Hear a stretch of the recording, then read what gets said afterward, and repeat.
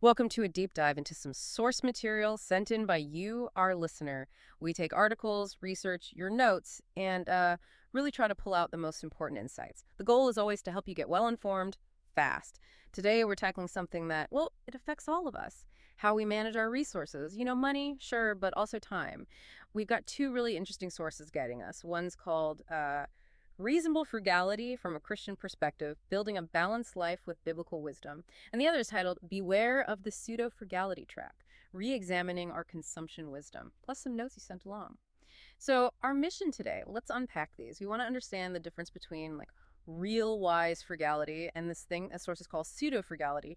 We'll explore it from that Christian viewpoint in one source, see how biblical wisdom fits in, and also bring in the broader psychological stuff from the other. Yeah, and what's pretty interesting is seeing how these two pieces coming from slightly different places. One really grounded in Christian faith, the other maybe more general consumer behavior, psychology.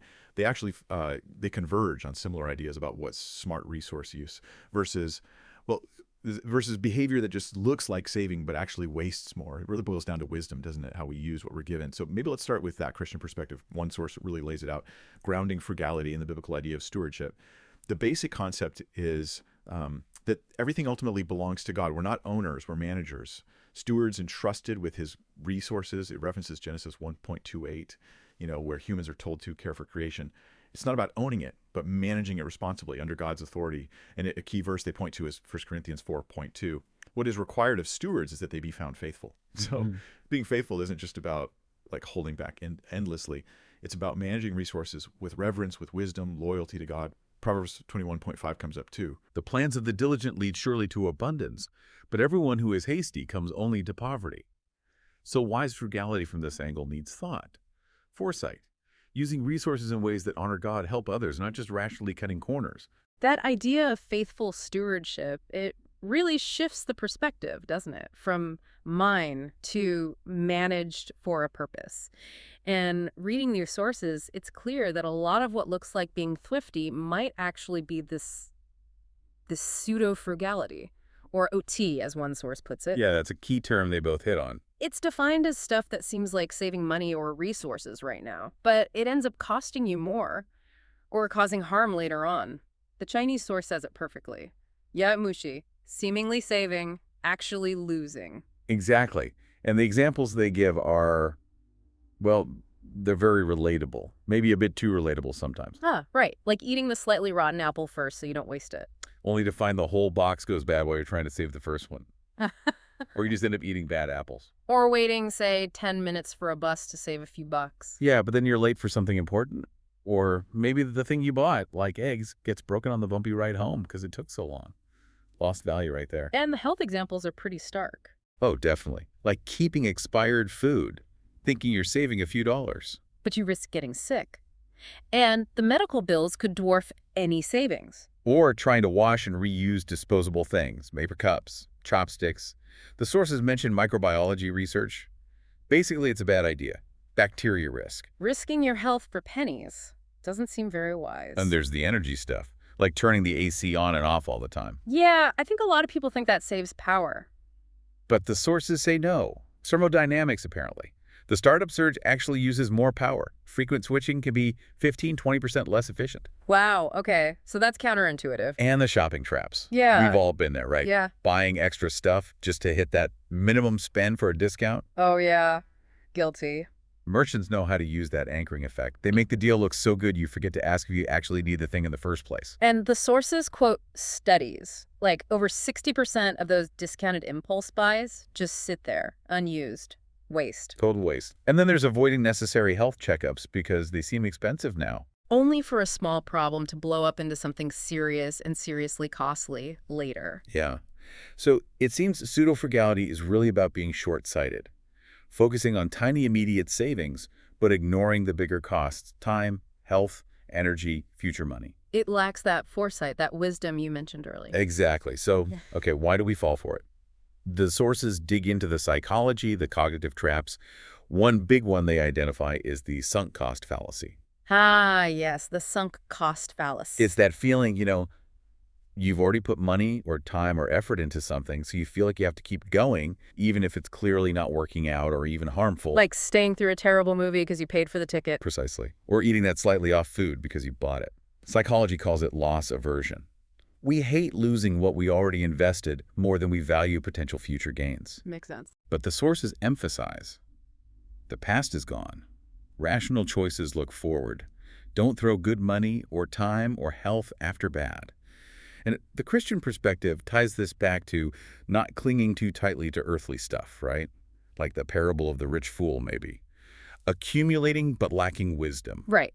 Don't double down on a bad bet just because you already placed it. Okay. Another point they make is the opportunity cost blind spot. Yeah, this is huge. Basically, we undervalue our own time. How so? Well, the sources suggest thinking about your time like an hourly wage. If your time's worth, say, $50 an hour, spending 10 minutes fussing over a $2 saving. You've actually spent over $8 worth of your time. Exactly, you're losing value. Efficient people often pay to save time because they know they can use that time for something more valuable. And the Christian angle there is seeing time as a gift, isn't it? Ephesians 5, making the best use of the time. Right. It's a resource from God, not to be wasted for tiny gains when it could be used for better purposes. Psalm 90.2 teach us to number our days. Use them wisely. Okay, time value. Got it. What else trips us up? The health account, or the health red line, as they put it. This is probably the most critical one. Because health is foundational. Absolutely. The sources are clear. Yeah. Health is your most valuable asset, period. Any saving that puts it at risk is the most expensive kind of pseudo-frugality. Like reusing those disposables we talked about. Yeah. The risk of bacteria, potential illness. Hmm. It's just not worth the minuscule saving. They cite WHO data suggesting hygiene-related medical costs can be way, way higher than prevention, like 50 times higher. Wow. And this aligns so strongly with the Christian view mentioned, 1 Corinthians 6, our bodies as temples of the Holy Spirit. A gift to be cared for. Right. Bought at a price, used for God's glory. Even practical health advice in Scripture, like for Timothy, shows physical well-being matters. It's part of stewardship. Okay, so protect health at all costs. And we touched on the external stuff too, the consumer psychology traps. Those sneaky discounts. Yeah, how they use that anchoring effect. They make you focus on the discount, not the need.